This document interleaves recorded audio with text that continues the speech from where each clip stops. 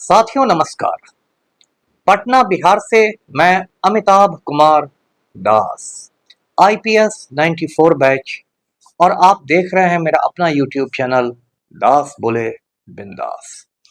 क्योंकि जब बुजदिलों ने मुंह में दही जमा लिया हो तो दास का बिंदास बोलना जरूरी हो जाता है। साथियों, खबर यह है कि नीट परीक्षा पेपर लीक का मास्टरमाइंड मुख्य सरगना संजीव मुखिया आज की तारीख में पटना में मुख्यमंत्री आवास में छिपा हुआ है और इसकी सूचना मुझे मुख्यमंत्री सुरक्षा में तैनात अधिकारियों ने दी है। अब ये पूरा वीडियो आखिर तक दिल थाम कर देखिए। साथियों, नीट यूजी की परीक्षा तो आप जानते ही होंगे क्या है। अभी पूरे देश की एक बहुत बड़ी खबर है। नीट का मतलब होता है national eligibility and entrance test और यूजी का मतलब होता है अंडर ग्रेजुएट। नीट यूजी की परीक्षा में अंडर ग्रेजुएट बच्चे बैठते हैं, मतलब जिन लोगों ने 12वीं की पढ़ाई की है, +2 की पढ़ाई की है। ये जो नीट की परीक्षा होती है ये अखिल भारतीय परीक्षा है, बहुत प्रतिष्ठित परीक्षा है और इसके द्वारा मेडिकल के कोर्सों में एडमिशन होता है। रैंक के हिसाब से आपको कॉलेज मिलता है। देश में लगभग 550 निजी और सरकारी मेडिकल कॉलेज हैं, उसमें एडमिशन मिलता है और जिसका जितना अच्छा रैंक रहता है उसको उतना अच्छा मेडिकल कॉलेज मिलता है। मिसाल के तौर पर दिल्ली में जो एम्स है, एम्स का मेडिकल कॉलेज हिंदुस्तान का एक बेहतरीन मेडिकल कॉलेज बना जाता है। तो नीट के जो टॉपर्स होते हैं उनको एम्स में एडमिशन मिलता है। तो ये जो नीट की परीक्षा थी ये अभी बीते 5 मई को संपन्न हुई और 5 मई को ही हल्ला होने लगा कि कई जगह से इसका पेपर लीक हुआ है और कुछ सॉल्वर गैंग के लोग पकड़े गए, कुछ मेडिकल के स्टूडेंट्स पकड़े गए जिन्होंने दूसरे की जगह परीक्षा दी थी पैसे लेकर, वगैरह वगैरह। उसके बाद इस मामले को सुप्रीम कोर्ट में चुनौती दी गई। सुप्रीम कोर्ट से कहा गया रिजल्ट पर रोक लगाने के लिए। सुप्रीम कोर्ट ने याचिका को स्वीकार कर लिया लेकिन रिजल्ट पर रोक लगाने से इनकार कर दिया। उसके बाद साथियों क्या होगा कि इसका रिजल्ट जो था वो 14 जून को आना था, लेकिन इसका रिजल्ट 10 दिन पहले ही 4 जून के आसपास निकाल दिया गया। जिस समय 4 जून को आपको याद होगा मतगणना चल रही थी, देश में वोटों की गिनती चल रही थी, लोकसभा चुनाव के जो वोट गिरे थे और उस समय पूरा देश इसमें उलझा हुआ था कि किसकी सरकार बनेगी, किसको बहुमत मिलेगा, वगैरह वगैरह। और ये पतली गली से उसमें नीट का रिजल्ट भी निकाल दिया गया। शायद वो भी एक सोची समझी साजिश का हिस्सा था कि इस रिजल्ट पर ज्यादा चर्चा नहीं हो।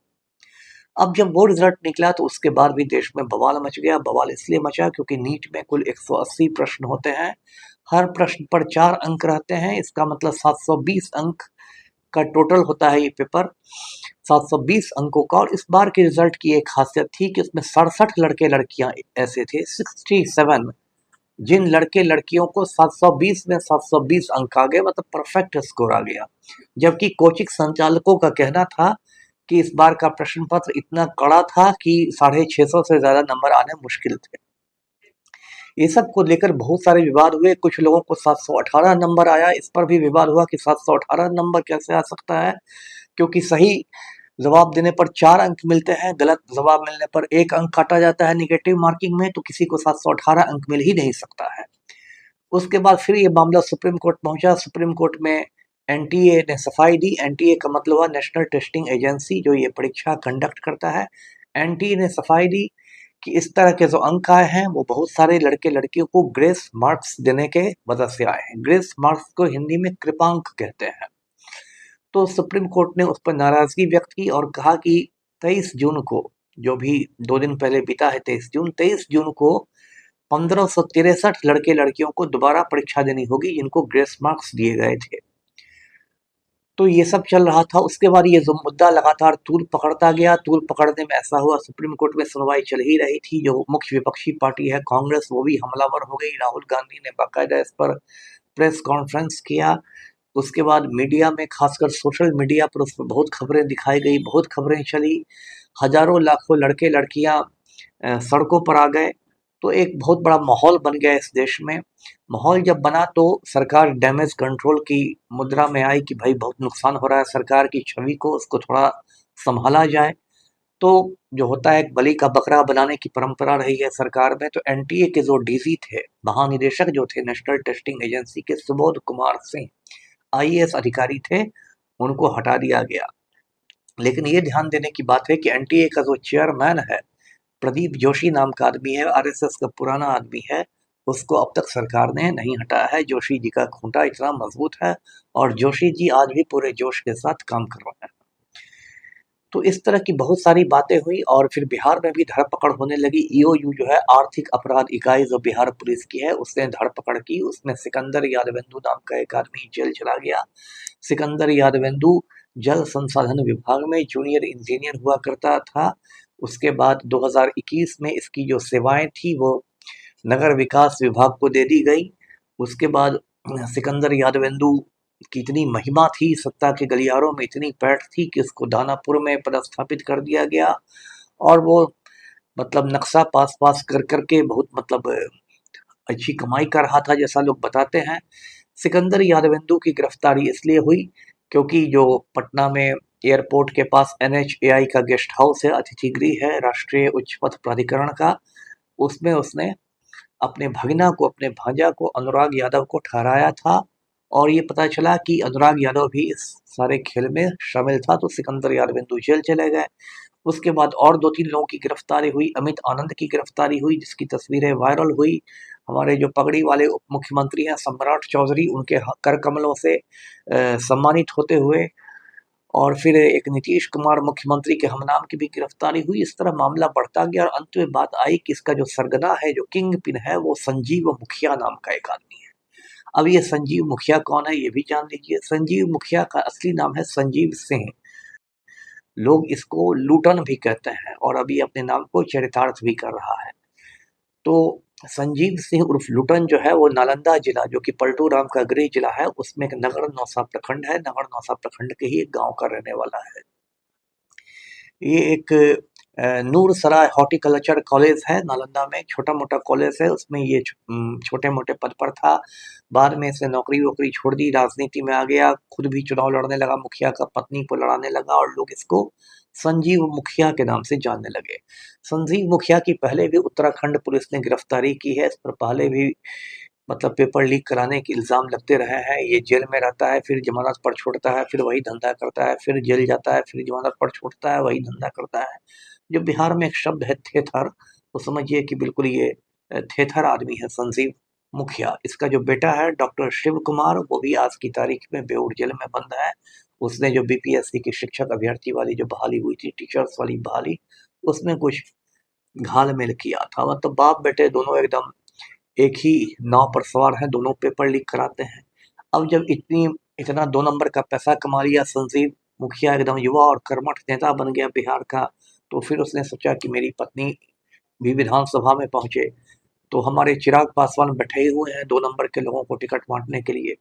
तो पिछला जो विधानसभा चुनाव हुए 2020 में, 2020 में नालंदा में एक विधानसभा सीट है हरनौत।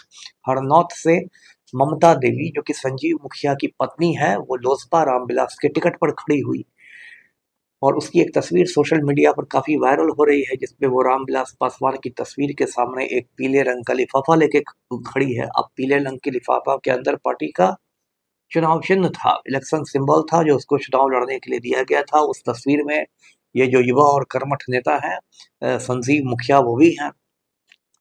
उसके बाद इस तरह की बहुत सारी तस्वीरें वायरल होने लगी। उसमें एक तस्वीर ये भी वायरल हुई कि श्रवण कुमार, जो बिहार सरकार के कद्दावर मंत्री हैं, नालंदा जिले के ही हैं, पलटू राम की ही जाति के हैं, उनके साथ भी ममता देवी की तस्वीर वायरल हुई। और तो और जो हमारे मुख्यमंत्री हैं पलटू राम, वो साक्षात ममता देवी का आमने सामने से अभिवादन करते हुए देखे गए। एक जदयू के प्रवक्ता हैं नीरज कुमार, उनके साथ भी ममता देवी की तस्वीर। मतलब लग रहा था कि सत्ता के गलियारों में बिल्कुल ममता देवी हैं और पूरा छाई हुई है वो। तो उसके बाद हुआ कि अब संजीव मुखिया की गिरफ्तारी कैसे की जाए। ठीक है, तो फिर मैंने भी अपने जासूस छोड़े। मेरी भी अपनी टीम है जो काम करती है। मेरा एक छोटा मोटा संगठन भी है, बिहार विप्लवी परिषद, जो माफिया की छाती पर मूंग दलता है। मैंने भी अपने गुप्तचरों को तैनात किया कि भाई कुछ पता करो। तो मुझे मुख्यमंत्री सुरक्षा में तैनात अधिकारियों ने बताया कि सर आप किधर घूम रहे हैं, ये तो गोद में बच्चा नगर में ढिंढोरा वाली बात है। हमने कहा कि किसकी गोद में बच्चा है? उन्होंने कहा कि भाई ये तो जो सीएम हाउस है एक अणे मार्ग में, उसमें हम लोगों ने देखा है संजीव मुखिया को, और उसकी तस्वीरें पूरा सोशल मीडिया पर छाई हुई है। हमने कहा कि ये तो बड़ी मतलब गजब की सूचना है। फिर मैंने उनको धन्यवाद दिया। मैंने सोचा कि अब क्या किया जाए, तो मेरी ड्यूटी है एक नागरिक के रूप में, एक पूर्व आईपीएस अधिकारी के रूप में, कि भाई इसको पुलिस के साथ शेयर किया जाए। तो बिहार पुलिस का एक नंबर है 144 32 14432। मैंने कल शाम में भी वहाँ फ़ोन किया, आज सुबह में भी वहाँ फ़ोन करके इसकी जानकारी दी। अब जिस भी भाई साहब ने फ़ोन उठाया, वो भाई साहब के तो ऐसे हाथ पैर फूल गए कि वो हैं करने लगे। मैंने कहा कि भाई ये पक्की सूचना है, इसको नोट करके आर्थिक अपराध इकाई को पहुँचाओ। उन्होंने कहा कि आप खुद ही पहुँचा दीजिए आर्थिक अपराध इकाई को। मैंने उसको अपनी पहचान नहीं बताई थी, मैंने एक नागरिक के रूप में फ़ोन किया था। मैंने कहा कि मैं ही पहुँचा दूँगा, तो फिर आप क्यों बैठे हुए हैं कंट्रोल रूम में? तो इस तरह से हुआ, लेकिन मुझे पूरा विश्वास है, जितना मैं पुलिस का हिसाब किताब जानता हूँ, कि उन लोगों ने मेरे इस को दर्ज नहीं किया। इसलिए मैं इस चैनल पर भी शेयर कर रहा हूँ, जिससे कि यदि वहाँ पर कोई व्यवस्था हो कॉल को रिकॉर्ड करने की, उसको ट्रेस करने की, तो पता लगाया जा सकता है कि मेरे मोबाइल नंबर से कल शाम और आज सुबह भी ये सूचना दी गई थी 14432 नंबर को। तो ये सब हो रहा है। अब आप बोलेंगे कि ऐसा क्यों हो रहा है? तो ऐसा इसलिए हो रहा है क्योंकि आप जानते हैं कि पिछले कुछ सालों में नालंदा जो है वो बिल्कुल एक मतलब शिक्षा माफिया का, एक समझिए शिक्षा माफिया की राजधानी बन के उभरा है। रंजीत डॉन का आपने नाम सुना होगा, रंजीत डॉन भी नालंदा का ही था। संजीव मुखिया के बारे में कहते हैं कि इसने भी रंजीत डॉन से बहुत गुरु मंत्र सीखा है। मतलब कोई घोटाला, कोई पेपर लीक, कुछ गड़बड़, तो उसके तार मतलब नालंदा से जुड़ जाते हैं। मतलब एक वो मॉड्यूल हो गया है पेपर लीक का, शिक्षा माफिया का एक नालंदा मॉड्यूल है, जो मुझे लगता है पूरे देश में वो अपनाया जा रहा है। संजीव मुखिया के तार गुजरात के रवि अत्री से भी जुड़े हुए हैं। अच्छा, आप कहेंगे कि सीएम हाउस में क्यों छिपाया जाता है? तो साथियों, ये पलटू राम की पुरानी अदा है कि किसी पर यदि पुलिस का दबाव बढ़ने लगता है, तो पलटू राम का यदि वो करीबी रहता है, तो उसको कहा जाता है कि तुम सीएम हाउस आ जाओ। अब जो बिहार पुलिस का हिसाब किताब है, या पूरे हिंदुस्तान की पुलिस का, कि सीएम हाउस पर तो पुलिस वाले बस सैल्यूट ठोकने जाते हैं, रेड करने की औकात है नहीं। तो आपको याद होगा कि जब मुजफ्फरपुर बालिका गृह कांड हुआ था, और उसमें पूर्व समाज कल्याण मंत्री मंजू वर्मा फरार थी, ये मैं आपको 2018 की बात बता रहा हूँ, तो मंजू वर्मा को भी सीएम हाउस में छुपा के रखा था पलटू राम ने, क्योंकि मंजू वर्मा जाति से कोयरी है, और पलटू राम का लव कुश समीकरण है कुर्मी कोयरी का। उसके बाद मैंने कई चैनलों को इंटरव्यू दिया, कई यूट्यूब चैनलों को, उस समय मेरा अपना यूट्यूब चैनल नहीं था, और उसके बाद ये मामला इतना तूल पकड़ने लगा, मैंने हर जगह कहा कि वो सीएम हाउस में छिपी हुई है, कि मेरे इंटरव्यू के समझिए कि अगले रोज जाके 24 घंटे के अंदर मंजू वर्मा ने जाकर बेगूसराय कोर्ट में सरेंडर कर दिया। उसके बाद वो 3.5 महीने तक जेल में रही। यही काम अभी पटना में, आपको याद होगा, लगभग 1 महीने पहले हर्ष राज की हत्या हुई। छात्र नेता था, उसकी हत्या पटना लॉ कॉलेज में कर दी गई, डंडों से पीटकर, ईंटों से कुचल के। उसमें जो मुख्य हत्यारा था, उसका नाम अमन पटेल था। अमन पटेल कुर्मी जाति का था, उसको भी मुख्यमंत्री आवास में छिपा के रखा गया था। आपको याद होगा, मैंने दास बोले बिंदास में ही उस पर एक वीडियो बनाया था। वीडियो का थंबनेल था, वीडियो का शीर्षक था, हर्ष के हत्यारे पलटू को प्यारे। उसे मैंने डंके की चोट पर कहा था कि अमन पटेल को सीएम हाउस में छिपा के रखा गया है। शाम 6:30 बजे मेरा ये वीडियो अपलोड होता है, शाम 6:30 बजे अपलोड हुआ, और शाम 7 बजते बजते अमन पटेल पुलिस के पास पहुंच गया, और पुलिस ने कहा कि हमने इसकी गिरफ्तारी की। तो वही बात ये सब हो रहा है कि अभी आज की तारीख में जो संजीव मुखिया है, वो मुख्यमंत्री आवास में एक अणे मार्ग में बैठ के आराम से अपना शरबत पी रहा है। गर्मी के दिनों में मुख्यमंत्री का मेहमान बना हुआ है, और ऐसा दिखाया जा रहा है कि बिहार पुलिस उसको खोजने के लिए ये लगा जा रहा है, वो लगा जा रहा है। तो वही चैनल के माध्यम से मैं कहता हूँ कि अरे पलटू राम, ये बेशर्मी छोड़िए, निर्लजता छोड़िए। मैं जानता हूँ कि आपके ही जिला का है संजीव मुखिया, और मैं ये भी जानता हूँ कि आप, हो सकता है उसको, उसकी पत्नी को हरनौत से जदयू का टिकट दे दे 2025 में। सब मैं जानता हूँ, ये भी जानता हूँ कि वो अपने आपकी पार्टी की भी मदद करता होगा, इतना 2 नंबर का पैसा है संजीव मुखिया को। लेकिन इस संजीव मुखिया को बचाने में आप लड़के लड़कियों के भविष्य के साथ खिलवाड़ नहीं करें। वैसे मैं जानता हूँ मेरी बातों का आप पर कुछ असर होगा नहीं, क्योंकि आप तो शर्म निरपेक्ष नेता हैं, लेकिन फिर भी मैंने ये वीडियो इसलिए बनाया है जिससे कि मैं अपनी ड्यूटी का निर्वाह कर सकूं, और आप लोगों से भी मेरी गुजारिश है कि आप इस नंबर पर फ़ोन करके ये सूचना बिहार पुलिस को दें। फ़ोन नंबर मैं फिर दोहराता हूँ 14432 144 32। तो आज का ये वीडियो यहीं तक। वीडियो को लाइक करें, शेयर करें और चैनल को सब्सक्राइब करें। धन्यवाद। जय हिंद।